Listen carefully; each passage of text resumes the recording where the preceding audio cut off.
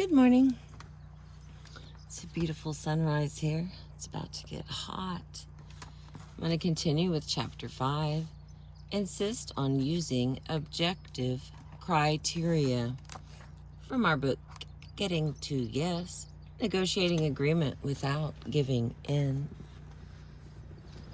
However well you understand the interests of the other side. All right, let me see how clear that is. And once again, the road's crooked.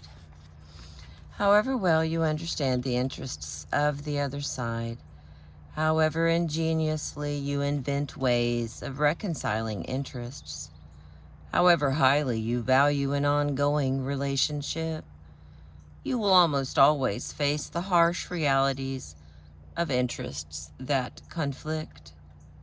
No talk of win-win strategies can conceal that fact. You want the rent to be lower. The landlord wants it to be higher. You want the goods delivered tomorrow. The supplier would rather deliver them next week. You definitely prefer the large office with the view. So does your partner. Such differences cannot be swept under the rug. Okay, guys, I agree. It is far too hot for us.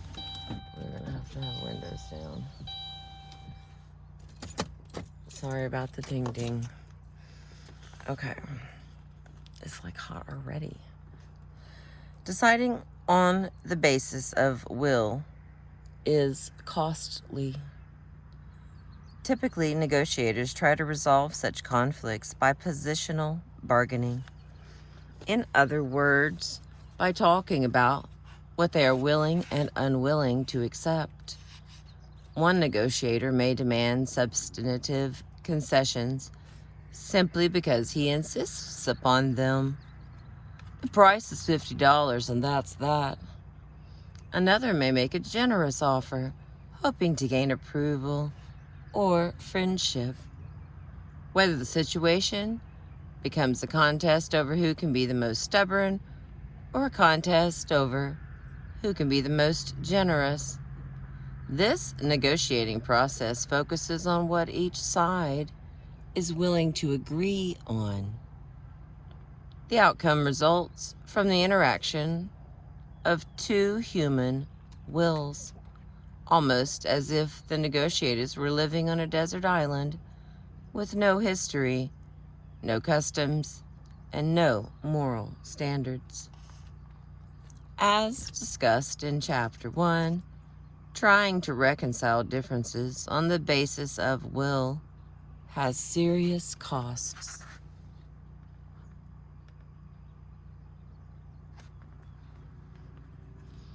Alrighty.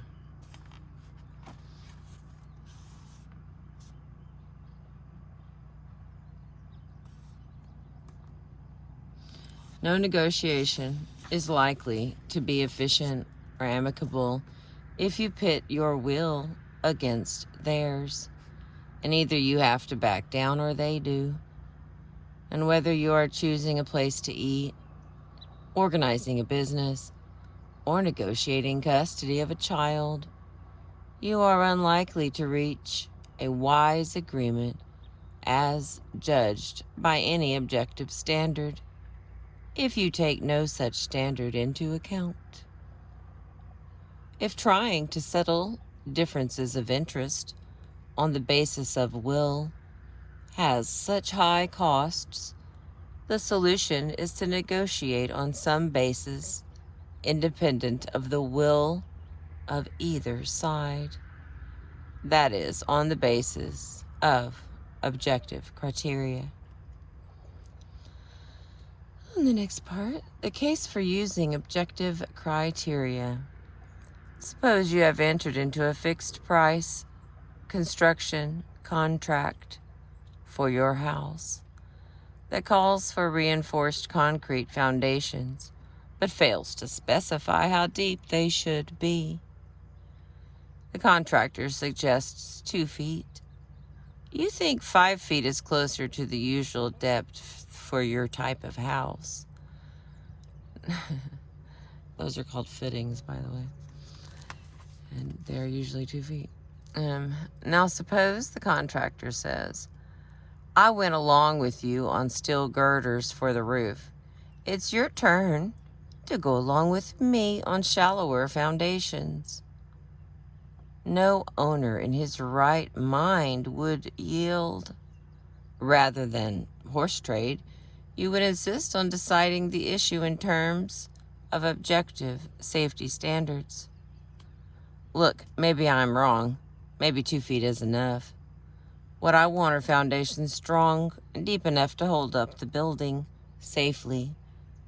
Does the government have standard specifications for these soil conditions? How deep are the foundations of other buildings in this area? What is the earthquake risk here?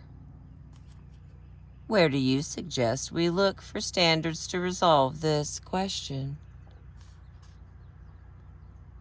It is no easier to build a good contract than it is to build strong foundations.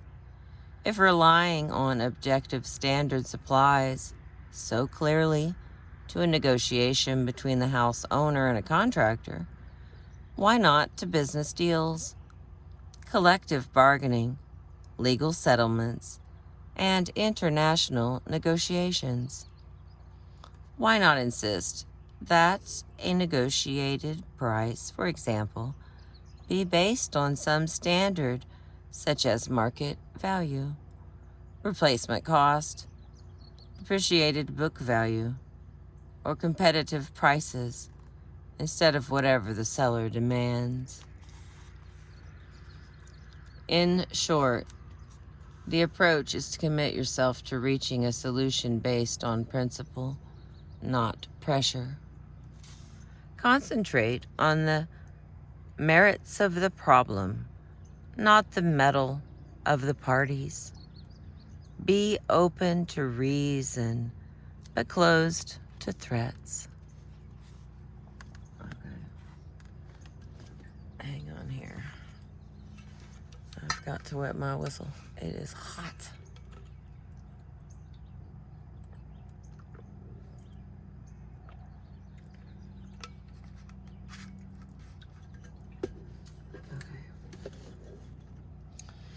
There we go again. It sure is beautiful though. Thank you for being with me.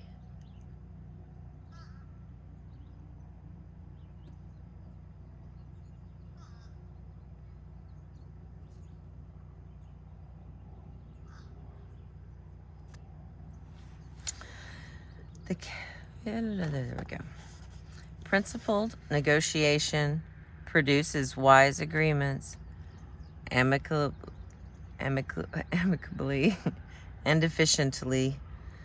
The more you bring standards of fairness, efficiency, or scientific merit to bear on your particular problem, the more likely you are to produce a final package that is wise and fair.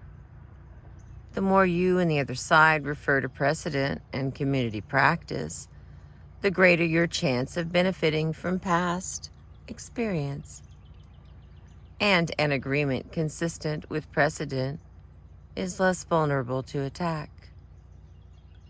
If a lease contains standard terms, or if a sales contract conforms to practice in the industry, there is less risk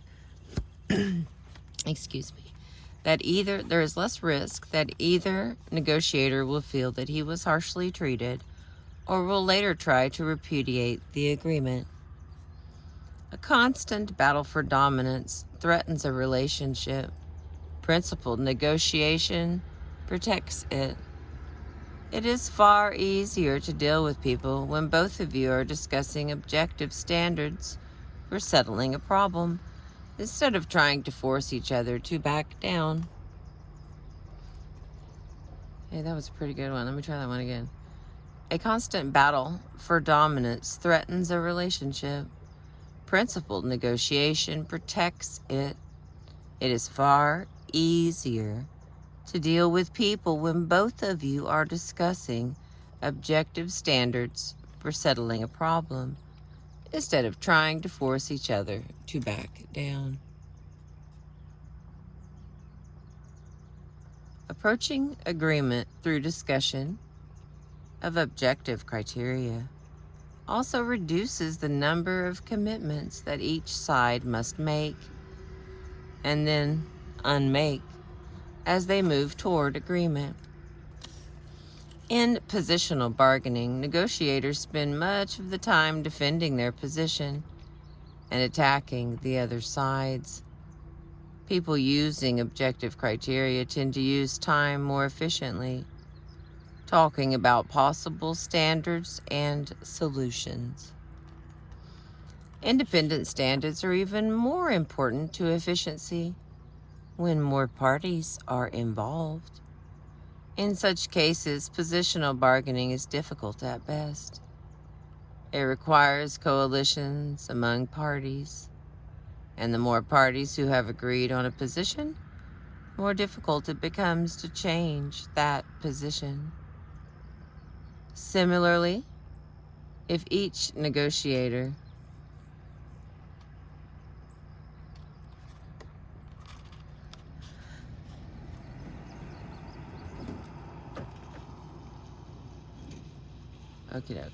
had to wave. Similarly, if each negotiator has a constituency or has to clear a position with a higher authority, the task of adopting positions and then changing them becomes time-consuming and difficult. An episode during the Law of the Sea conference illustrates the merits of using objective criteria.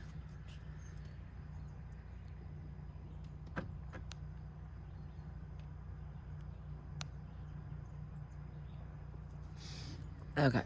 At one point, India, representing the Third World Bloc, proposed an initial fee for companies mining in the deep seabed of $60 million per site. The United States rejected the proposal, suggesting there be no initial fee. Both sides dug in. The matter became a contest of will. Then someone discovered that the Massachusetts Institute of Technology, MIT, had developed a model for the economics of deep seabed mining. This model, gradually accepted by the parties as objective, provided a way of evaluating the impact of any fee proposal on the economics of mining. When the Indian representative asked about the effect of his proposal, he was shown how the tremendous fee he proposed, payable 5 years before the mine would generate any revenue, would make it virtually impossible for a company to mine. Impressed, he announced that he would reconsider his position. On the other side, the MIT model helped educate the American representatives, whose information on the subject had been mostly limited to that provided by the mining companies. The model indicated that some initial fee was economically feasible. As a result, the U.S. also changed its position.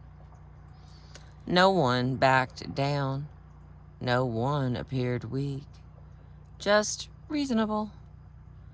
After a lengthy negotiation, the parties reached a tentative agreement that was mutually satisfactory. The MIT model increased the chance of agreement and decreased costly posturing. It led to a better solution, one that would both attract companies to do mining and generate considerable revenue for the nations of the world. The existence of an objective model able to forecast the consequences of any proposal helped convince the parties that the tentative agreement they reached was fair. This, in turn, strengthened relationships among the negotiators and made it more likely an agreement would endure. What do we got for 15 minutes in.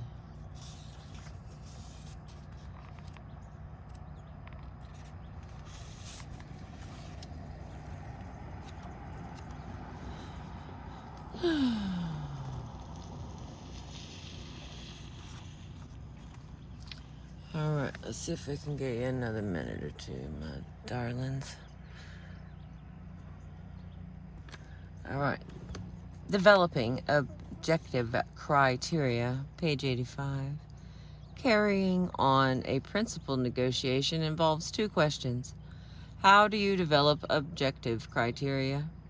And how do you use them in negotiation? Negotiating. Whatever method of negotiation you use, you will do better if you prepare in advance. This certainly holds true of principled negotiation. So develop some alternative standards beforehand and think through their application to your case. All right, we're starting with fair standards. You will usually find more than one objective criterion available as a basis for agreement. Suppose, for example, your car is demolished and you file a claim with an insurance company. In your discussion with the adjuster, you might take into account such measures of the car's value as 1, the original cost of the car less depreciation. 2, what the car could have been sold for. 3, the standard Blue Book value for a car of that year and model. 4, what it would cost to replace that car with a comparable one. And 5, what a court might award as the value of the car. In other cases, depending on the issue, you may wish to propose that agreement be based upon. Alrighty then. Market value precedent, scientific judgment, professional standards, efficiency, costs, what a court would decide, moral standards, equal treatment, tradition, reciprocity, etc. All right, get there again. Hang on.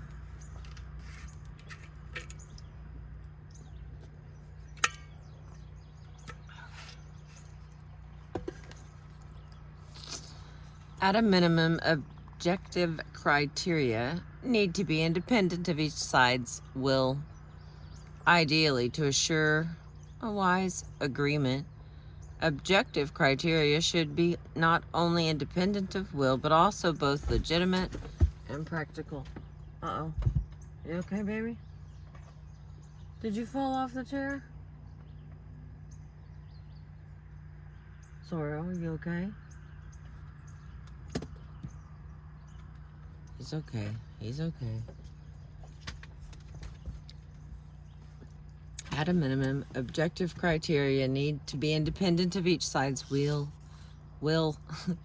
Ideally, to assure a wise agreement, objective criteria should be not only independent of will, but also both legitimate and practical. In a boundary dispute, for example, you may find it easier to agree on a physically salient feature, such as a river, than on a line 3 yards to the east of that river bank.